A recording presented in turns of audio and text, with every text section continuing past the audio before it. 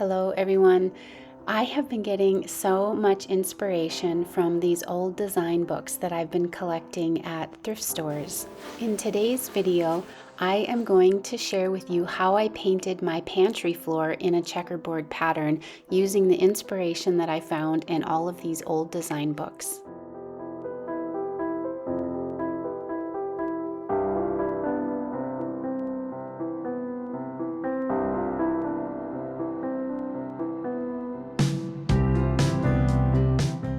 Welcome to Soul Station.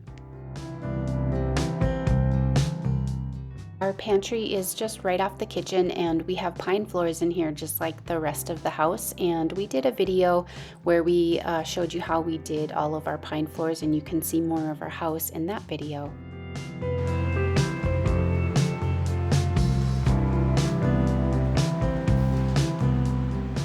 The first thing that I need to do is paint the entire floor white.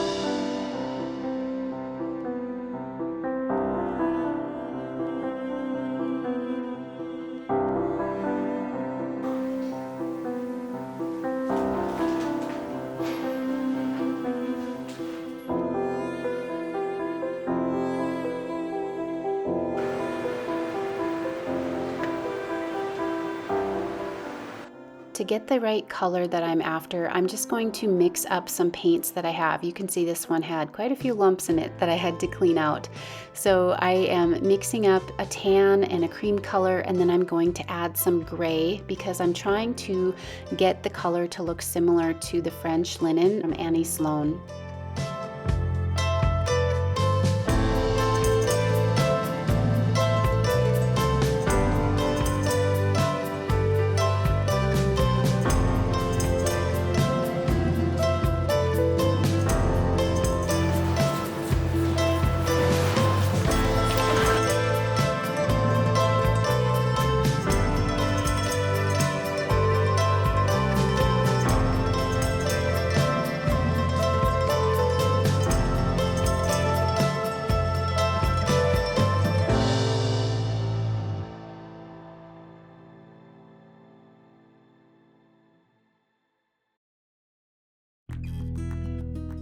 To make the diamond pattern on the floor here, the first thing that I did was draw two lines so that they were perpendicular to each other.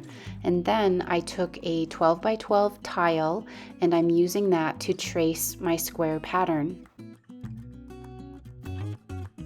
I used a straight edge to draw the lines, and so every time I move my tile, I make sure that the points of the square are lining up on those lines that I drew.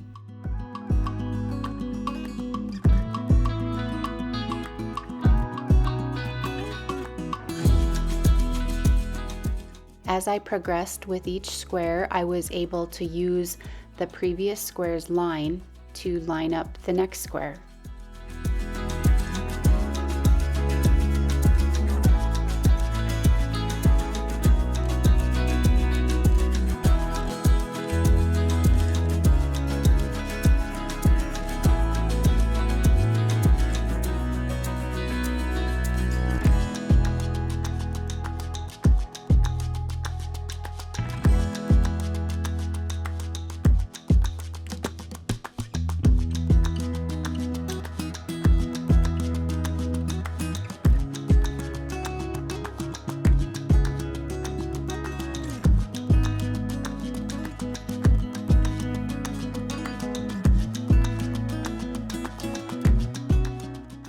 I double-checked my work to make sure that my lines were on point.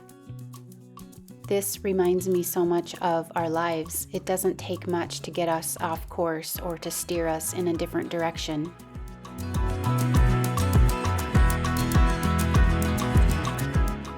For me, it is so important to keep my purpose and my goal of why I started something right in front of me.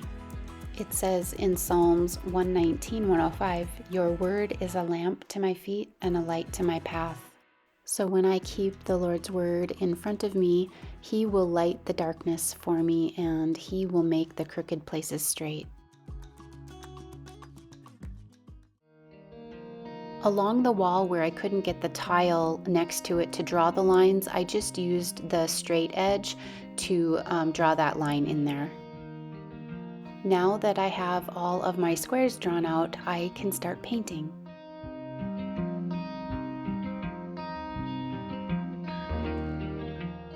I am going to freehand my squares on my lines using a foam brush, a regular angled brush, and then a small roller. The foam brush helped me to get the corners really straight.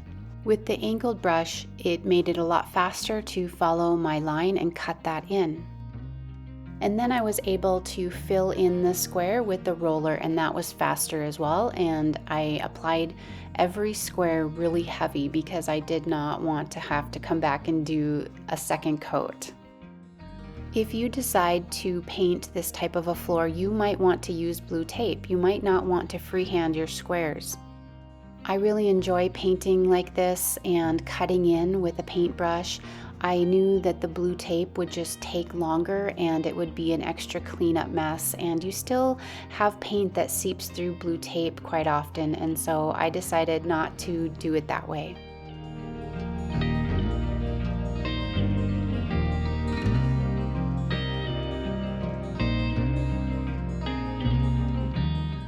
If you look on Pinterest, you'll find several different ways to paint a checkerboard floor, but I think this way is the easiest, at least for me.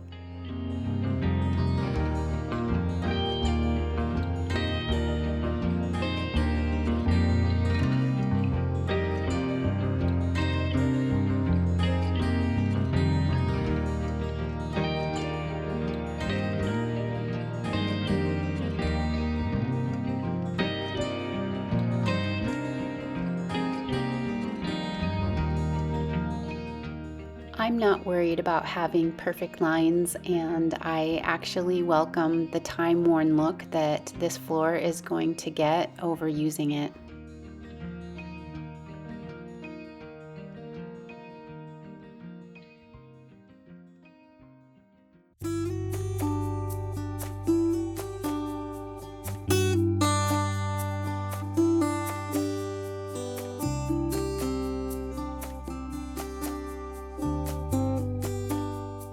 Once I had finished the last square, I stood back and took a look at it.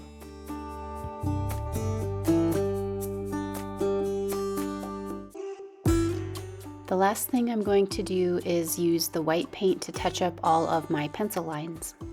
I really like how this turned out. I think this floor will give our pantry so much character, and I'm really excited to finish it and get all of our shelving and stuff in here.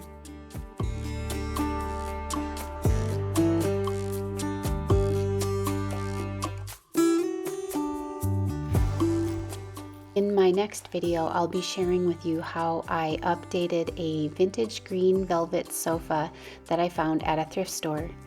I hope that you guys are enjoying the end of our summer days and that you have been encouraged and inspired somehow in today's video. Thank you for being here and for liking and subscribing. God bless.